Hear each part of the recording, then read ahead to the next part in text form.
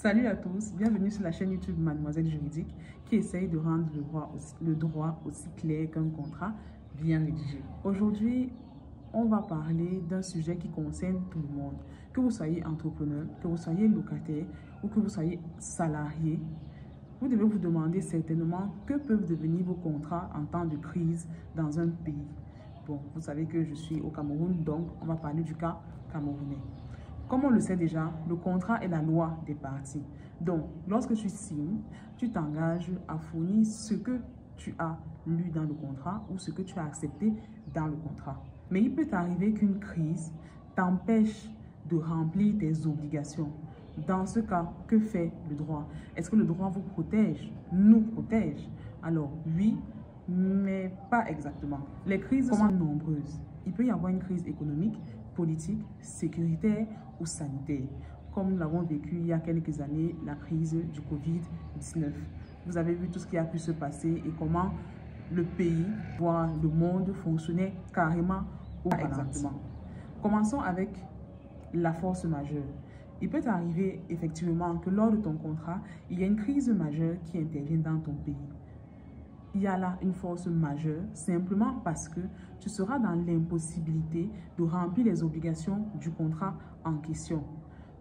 Il faudrait que la force majeure soit imprévisible, irrésistible et qu'elle soit indépendante de la volonté des co-contractants. C'est très important.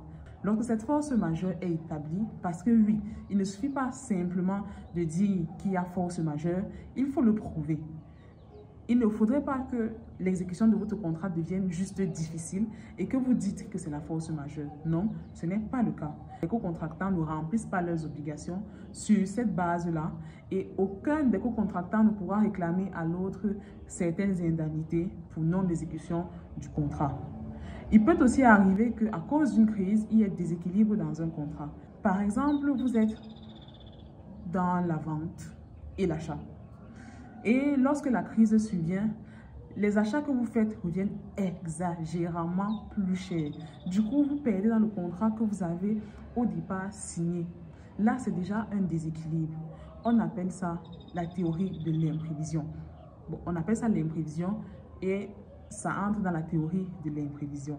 En effet, cette théorie voudrait qu'il y ait des équilibres dans un contrat qui fasse en sorte que le co-contractant réalise péniblement ses obligations et soit perdant. Vous savez que le droit n'est pas là uniquement pour fouetter et pour ne pas comprendre les situations des gens, parce qu'on ne peut pas punir quelqu'un qui n'a pas causé la crise. Ce n'est pas de sa faute. Le débiteur ne doit pas être frappé d'injustice.